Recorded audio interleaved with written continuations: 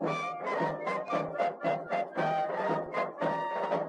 Shaw Memorial is a crystallization of a moment that happened on May the 25th, 1863, as the soldiers walked up Beacon Hill, led by their leader, Robert Gould Shaw. It captures that moment in time from the representation of the men to the drummer boy, that adults who had made decisions were willing to fight for their idea of freedom. These stories make it more than just a battle that was fought, a regiment that went.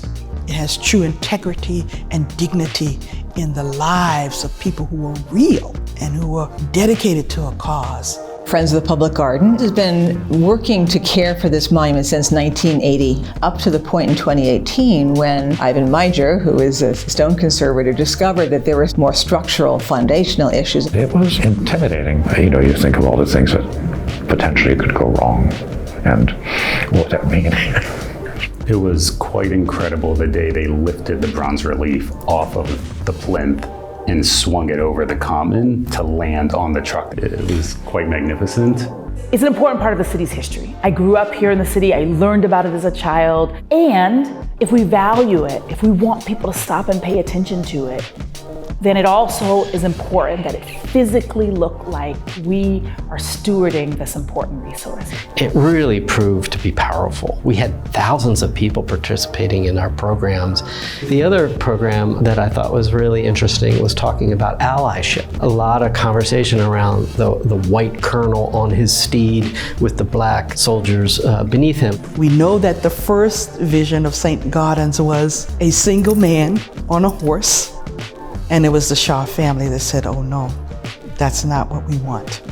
We want him accompanied by his men. Augustus Saint-Gaudens, for the first time, depicted black men as individuals and not as caricatures. He brought individual black men into a studio, 30 or 40, and modeled individual heads. So when you look at those soldiers, they are human beings. They're not just ideas. This is not a 10-year plan that then we have to come back and do this level of work again. As the environment changes, in all meanings of that word, the monument will be there. What I'm happiest about is that you can look at the monument and not know what we did. The way it's tied together, the way the water enters and exits the structure, it looks very much the same except cleaner. For me, that's the great satisfaction. We are not all one thing or the other. We've got places where we figured some things out and places where we got a lot of work to do.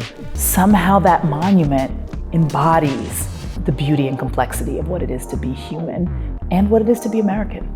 When we came into Tremont Temple for our first dialogue on the power of public monuments and what they mean, we had over 500, 600 people there. And the most diverse audience that most people had seen for decades in Boston. It was really exciting. Yeah. Stories like this give us an understanding more about the questions we should be asking and the solutions we should be gathering about equity, equality, and belonging.